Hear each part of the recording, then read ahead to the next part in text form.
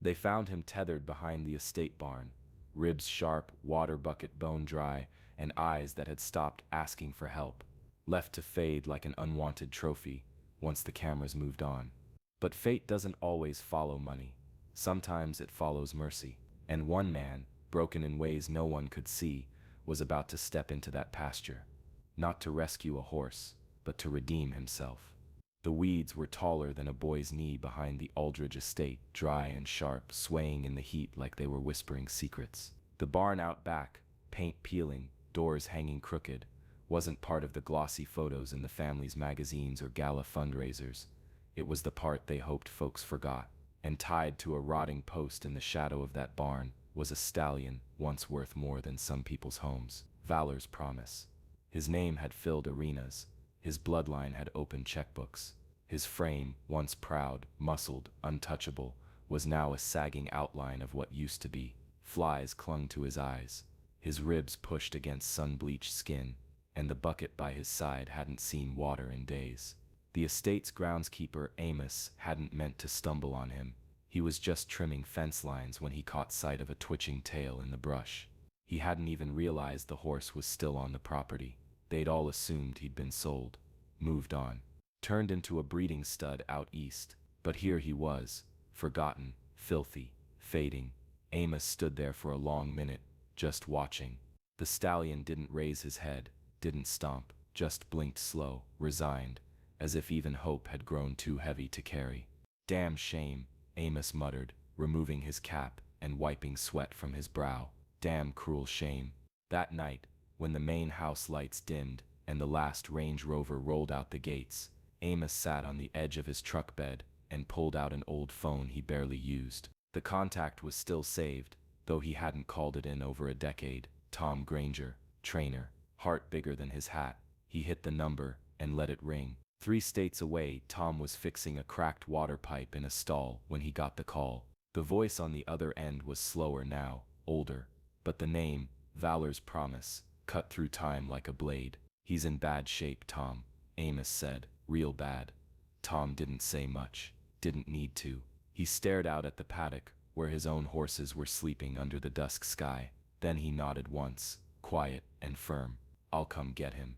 Back at the estate, the night deepened. Crickets chirped, the wind carried the scent of hay long past its use, and behind the barn, the forgotten stallion shifted slightly, just enough to face the road, like some part of him still believed someone might come. And for the first time in months, he was right. The trailer creaked when Tom shifted his weight, floorboards groaning like they remembered better days. Coffee had gone cold on the counter. Outside, the wind pushed through broken fence slats, rattling an old wind chime that hadn't sung in months. Tom Granger didn't look like much anymore, gray in his beard, limping slightly from an old rodeo injury, hands cracked from years of work that never paid quite enough. But there was still a steadiness in him, the kind that doesn't fade even when everything else does. He'd spent most of the afternoon patching a busted pipe in the east stall. The gelding inside had nipped at his sleeve twice, more out of boredom than anything. Tom had chuckled both times. Horses didn't need words to tell you how they felt. They just were, honest, steady, sometimes kinder than people. He was just finishing up when the phone buzzed. Old flip phone, screen scratched to hell, barely held a charge anymore. He didn't recognize the number, but something told him to answer. "Tom Granger," he said, wiping mud from his jeans. There was a pause, then a name. Valor's Promise. It didn't hit him all at once, just a stillness that settled deep in his chest, like hearing a song you hadn't listened to in years, but could still hum every note. He hadn't spoken that name in over a decade, hadn't dared, not since the day the Aldridge people took the horse out of his hands with smiles too wide and promises too cheap. He remembered the stallion's eyes back then, sharp, fire bright, always watching. The way he used to nudge Tom's shirt pocket for apples after a long ride, snorting like he was in on the joke. He'd trained a lot of horses in his time, some stubborn, some dangerous. But Valor, he was different, like he'd been born already, knowing the rhythm of a man's heartbeat. And now, tethered, starving, forgotten. Tom didn't speak for a long beat. The voice on the phone, Amos, the old groundskeeper, filled in the silence with things he didn't want to hear. No food, no shade, just a skeleton tied behind a barn too far from the house for anyone to notice. "I'll come get him," Tom said, no hesitation, no question. That night, he didn't sleep, just packed what he had: an old halter, a cracked leather lead, 2 apples he found at the bottom of the fridge. The trailer's tires needed air, the truck needed oil, but they'd make it, because some debts don't settle with time, they settle when a man shows up, even when no one else will. The sun hadn't fully risen when Tom pulled up along the back fence line. The estate loomed in the distance, white stone walls, glass panels catching the light like teeth, not a soul in sight, no bark of a dog, no sound but the soft tick of his truck cooling and the whisper of wind through dry grass. Tom stepped out slow, no rush. His boots hit the dirt with the weight of someone carrying more than tools. Denim jacket buttoned high, ball cap pulled low. He didn't look like a rescuer. He looked like a man showing up for something he couldn't walk away from. He followed the old cart path toward the rear paddock. The weeds grew thick here, curling around rusted gates and forgotten fences. This part of the estate wasn't landscaped, it was erased, and there by a warped post near the barn's shadow stood what was left of Valor's promise. Tom stopped cold. The stallion didn't lift his head, didn't even twitch an ear, just stood there, hips sunken, legs too thin, eyes dull and dry, a tangle of burrs in his mane, cracked hooves, a rope looped loosely around his neck, like someone meant to remember him and never did. Tom felt something in his chest seize. It wasn't shock, it was grief, slow and bitter. He took off his hat. "Lord," he whispered, "what did they do to you?" He approached carefully, every step deliberate. Valor didn't flinch, didn't move, but his eyes followed Tom's hands. There was still a flicker in there, small but not gone. Tom crouched beside him. The stallion's ribs rose and fell with slow, shallow breath. He reached out, palm open, letting the horse take him in. No tricks, no commands, just presence. "You remember me?" Tom asked softly. A pause, then barely. Valor shifted his weight, just enough to lean a fraction closer. Tom swallowed hard. He didn't ask for permission, didn't knock on the estate's door, or wait for some paper to tell him it was okay. He just reached for the rope, fingers steady, and untied the knot. It slipped free without resistance. Tom slid the halter over Valor's head. Gentle, careful. The leather was cracked but familiar. Valor's ears flicked. Once, no protest. "We're going home," Tom said, his voice hoarse. He led the stallion away from the post, each step slow and fragile, not because Valor resisted, but because there was so little of him left to move. Behind them, the house remained still. No alarms, no angry voices, just the quiet shame of a place that turns its back on what no longer shines. And somewhere between the barn and the gate, the wind picked up, just enough to rustle the weeds like a sigh. The first call came 2 days later. Tom didn't answer. He knew the number, recognized the sleek area code of people who'd never stepped in manure or missed sleep for a colicky foal. He let it ring out, then dropped the phone on the kitchen table, next to a bottle of iodine and an envelope full of vet receipts he couldn't afford.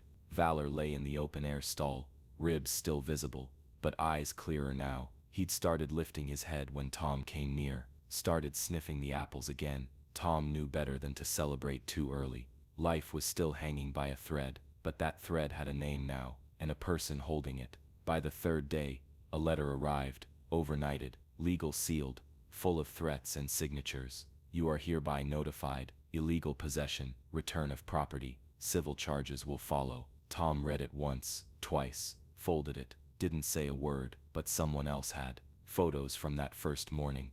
Tom's hand on the stallion's sunken frame, the rope slack in the dirt, had found their way online. Amos had snapped them. He hadn't meant to start a fire, just thought people should see what money forgets. But the fire caught anyway. By noon, the photos were everywhere. Once prized stallion found starving behind Aldridge Estate. Comments exploded. Animal welfare groups called. Volunteers showed up with feed, brushes, halters, tears. A vet came out for free. Said Valor had weeks, maybe days, if they hadn't moved him when they did. Preston Aldridge issued a statement, polished, sanitized, something about unauthorized removal, an ongoing investigation. He used the word trespassing twice, but the photos told a different story. Tom didn't go on camera, didn't rant on social media. He just stood by the paddock each evening, brushing Valor's coat with slow, practiced hands. The stallion flinched less each time when the animal welfare officer showed up with a clipboard and a quiet voice. Tom handed over everything: feed logs, vet notes, time-stamped photos. She nodded, said nothing at first. "You're filing for emergency ownership?" she finally asked. Tom glanced at the paperwork. A few forms, some affidavits, proof of abandonment. He nodded once.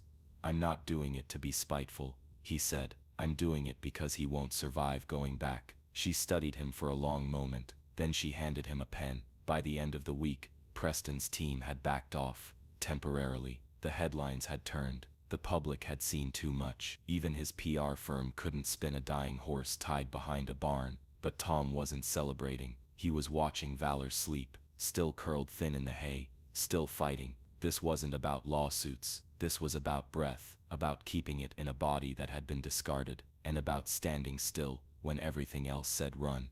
The barn was quiet that night, save for the low creak of rafters and the soft rustle of hay as wind slipped through the cracked boards. Tom sat on an overturned bucket near the stall door, elbows on his knees, a wool blanket draped over his shoulders. He hadn't gone inside the house. Not yet. Not with the stallion laying there like that, stretched out on his side, too tired to lift his head. Valor's breathing came in shallow bursts. Every rise of his chest looked like it had to be earned. Tom hadn't seen him lie flat in years. Back then it meant rest. After long days, show winds, sunlit canters across open pasture. But now it looked more like surrender. Still, there was something in him. A twitch of the ear when Tom shifted. A soft exhale when he heard the man's voice. A quiet flicker, like embers under ash. "Don't you dare give up," Tom muttered, his voice barely more than gravel. He had cleaned Valor's wounds earlier, wiping mud and dried blood from the stallion's hind leg where the rope had rubbed raw. The water bucket had been drained twice already. Valor drank like he didn't know when he'd get more. And the grain barely touched, but a single bite was more than yesterday. Tom reached into his coat pocket and pulled out an apple, cut into quarters. He kept his hand open and flat as he leaned over the stall rail. "Just one, boy. One piece." Valor turned his head, slow, shaky. He sniffed once, then twice, and took the smallest bite. A wet crunch followed, loud in the stillness. Tom didn't smile. He just exhaled and closed his eyes for a second longer than a blink. That was enough. Outside, clouds gathered low over the hills. Rain teased the tin roof. The forecast said nothing was coming, but Tom knew storms didn't ask for permission. He laid a blanket in the corner of the barn, close enough to watch, far enough not to crowd. He left the stall door unlatched, not because he thought Valor would run, but because no living thing should ever feel trapped again. He stayed awake long after midnight, listening to the rhythm of breath, the shuffle of hooves against hay. At one point, Valor tried to stand. He rocked, braced, slipped, but then slowly, he made it to his knees, then upright, trembling but proud. Tom rose without a word, and just stood there, hands at his sides. The stallion didn't fall, and for the first time since that call, since the rope, since the shame of the estate barn, Tom let hope rise. Not loud, not bright, just steady, like breath in the dark. The gravel crunched under her tires as Maya Dorsey pulled up to the weathered barn, camera bag in the back seat, boots still dusty from her last shoot at a flood rescue. She'd seen the post 2 nights ago, just a blurry photo, barely lit, of a horse with a spine too sharp for comfort and a rope dangling loose in the dirt. The caption was simple: "This is what the rich forget." It had gone viral within hours. Most reporters chased headlines. Maya chased the quiet stuff, the moments that didn't shout, but stayed with you. And something about that horse, the way he stared straight through the lens, like he knew exactly what had been done to him. She stepped out of the car, the wind tugging gently at her coat. The place looked forgotten. Leaning fences, a rusting water trough, a barn that had seen one too many winters.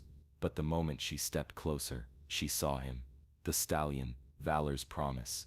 He stood slow and stiff in his stall, bones too visible, but upright, alert, watching. And beside him, one hand resting lightly on his withers, the other tossing hay, was a man who looked like he belonged to the same weather as the barn. Sun-scuffed skin, wrinkled denim, a ball cap pulled low. Tom Granger didn't notice her at first. He was humming, low, tuneless, something old, something kind. Maya didn't speak. She raised her camera, quiet, cautious, and let it roll. The frame held everything: the flicker of light through slats, the soft sound of hay falling, and the horse, lifting his head, just barely toward the man. Not out of instinct, but recognition. Click. The shutter sounded louder than it should have. Tom turned. "Didn't mean to interrupt," Maya said, stepping forward. "I'm not here for a fight, just wanted to see him." Tom studied her a moment, then nodded. "Once. Not many come to see him," he said. "They come for the mess, the blame." Maya lowered her camera. "I came for the truth." He looked back at Valor. The stallion shifted, nudged Tom's arm gently. The movement was subtle, but full of something quiet and ancient: trust. Later that evening, Maya uploaded a single frame to her station's feed. No clickbait, no headline screaming for outrage, just the image. A man humming to a dying horse, a horse lifting his head toward the sound, and the caption: "He still remembers who was kind." By morning, it had over 1 million views. By nightfall, it had rewritten the story, and Valor wasn't a discarded prize anymore. He was a symbol of what we choose to love when no one's watching. They came in beat-up trucks and borrowed sedans. Some brought buckets. Others brought brushes. One girl showed up with a sketchbook and left behind a charcoal drawing of Valor's eyes that made Tom go still for 10 whole minutes. No one rang the bell. No one asked for thanks. They just came. Donations followed. Bags of senior feeds stacked high against the barn wall. Hay bales delivered with handwritten notes tucked between the twine. One envelope had no return address, just 5 crisp 20s and the words, "For the horse who remembered." Tom didn't know what to do with it all. He was used to quiet, solitude, scraping by. But now, the world was watching, and the barn, once hollow, echoed with footsteps and laughter, and the soft clink of feed buckets being filled with care. Valor changed too. Not overnight. Not like in the movies. It was slower than that. His spine softened first, the hard edges smoothing out under layers of steady nourishment. Then came the curiosity, ears flicking toward voices, head lifting when the barn door creaked open. He still startled easy, still froze at loud sounds, but his steps grew steadier, and his eyes, they started to shine again. Tom kept working like nothing had changed. Still up at dawn, still brushing Valor down with hands that knew how to speak without words. But inside, he was shifting. He could feel it, like something that had been locked away for years was finally letting in light. One afternoon, while replacing a busted gate hinge, Tom's phone buzzed. The screen showed a number he hadn't seen in nearly 15 years. He nearly let it go, but something made him answer. "Tom Granger," the voice asked. Warm, crisp, familiar. Tom wiped his hands on his jeans. "Speaking. This is Mark Winslow. Used to sponsor your quarter horses back in '06. I saw the footage, saw the horse." There was a pause. "That's Valor, isn't it?"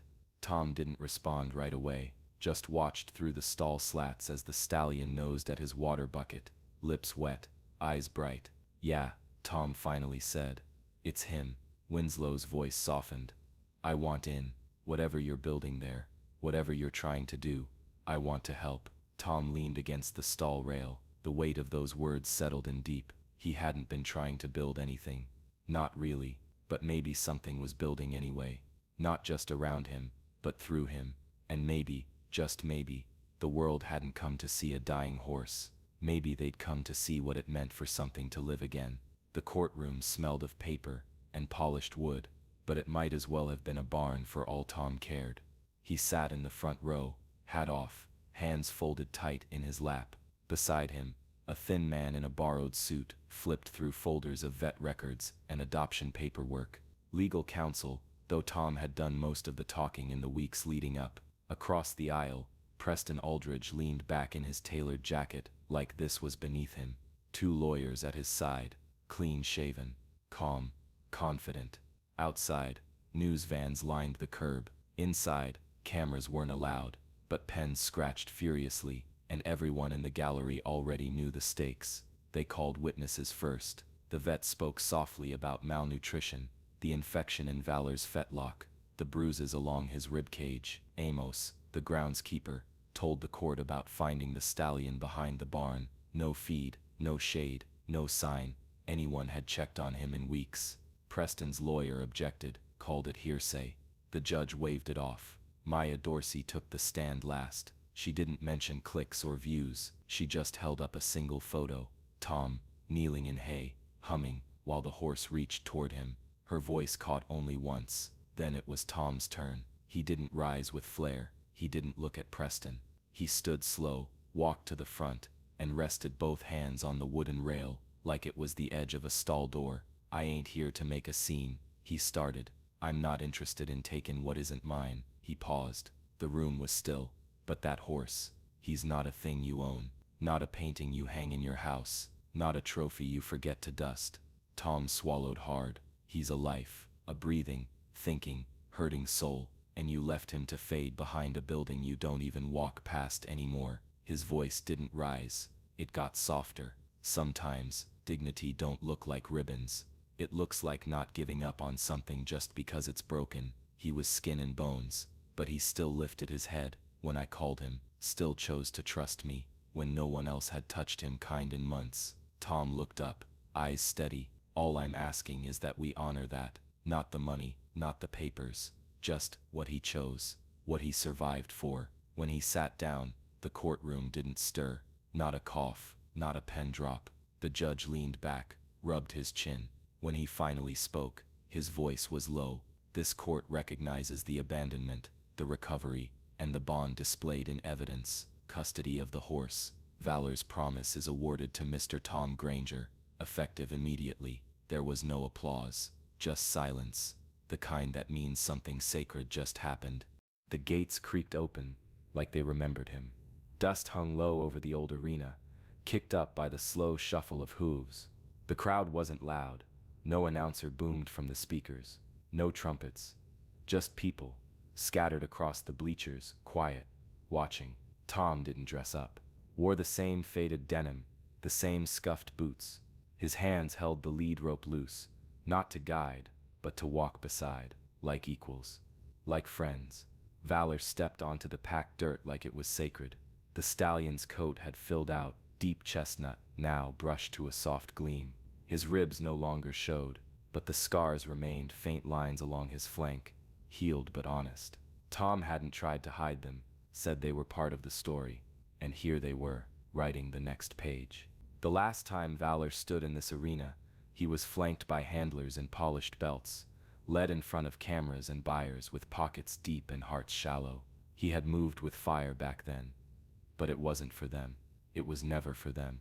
This time he walked slow, measured, proud, no music, no bidding, just footfalls and breath and the faint creak of leather as Tom adjusted his grip. In the stands, a woman near the rail wiped her eyes. A kid beside her clutched a printout of that photo. Tom humming in the barn.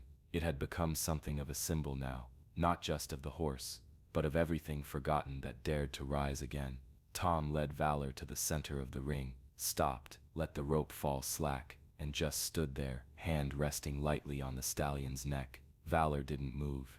Then slowly, he lifted his head, not to flare, not to perform, just to look, ears forward, eyes clear, like he remembered the place and had returned on his own terms. A single clap echoed from the west bleachers, then another, then the rest, not the roar of a crowd, but something deeper, steady, respectful, like a thank you, you don't say out loud. Tom didn't nod, didn't wave. He just leaned slightly toward the horse and whispered something only Valor could hear, and the stallion, once tethered to die behind a barn, let out a breath that seemed to carry every moment he'd survived. They turned and walked out together. No trophy, no ribbon, just a silence that meant something had been reclaimed, something stronger than pride, something called dignity. The stories stopped coming after a while. No more reporters knocking at the barn, no more headlines twisting pain into poetry. The world moved on, like it always does. Preston Aldridge's name faded into the next scandal. His lawyers folded their briefcases, and his PR team scrubbed what they could from the internet. He never showed his face in town again. No one asked where he'd gone. Tom never said much, turned down every interview, ignored every podcast request. every glossy magazine promise of a heartwarming redemption special. He wasn't interested in telling the story. He was too busy living it. Each morning, just after first light, Valor stood by the fence, waiting, not for food, though the grain was always fresh, the water always clean, but for him, that old man with the steady hands and the quiet voice, the one who hadn't flinched when he looked at bones and flies and called it hope. Tom would step out of the house with his coffee in one hand, the gate latch creaking the same way it always had. No fanfare, no speech, just a nod, and the stallion would meet him halfway, breath visible in the chill, head lowered to nudge his chest. They didn't need applause anymore. Some days Tom would lean on the fence post and watch the clouds roll by. Other days he'd brush Valor down slow, humming some tune no one else remembered. Sometimes he'd talk, not loudly, not always in full sentences, but Valor listened anyway, the kind of listening that comes from being seen, really seen. People still drove by sometimes, slowed just enough to glimpse the pasture, the barn, the man and the horse who refused to be forgotten. They didn't stop, they didn't have to. The truth was already written in the way Valor walked now, shoulders proud, scars bare, in the way Tom carried himself, less like a man trying to fix the past, more like one who finally learned to carry it with grace. They say some people chase trophies, some chase headlines, but others, they choose truth, even when it's bruised, even when it's left for dead behind a barn. No one checks in, and every so often something broken stirs in the dust, not to perform, not to be paraded, but because someone knelt when everyone else walked by. Tom never called himself a hero. Valor never needed a voice, but the space between them, the silence, the patience, the staying, that's where the miracle lived. And every morning, at the edge of that fence line, it still does. If this story stirred something in you, don't scroll past. Like, share, and subscribe to Horse Tales for more real, raw, and redemptive stories like this one. Because sometimes the quietest bonds speak the loudest truths. Honor the forgotten.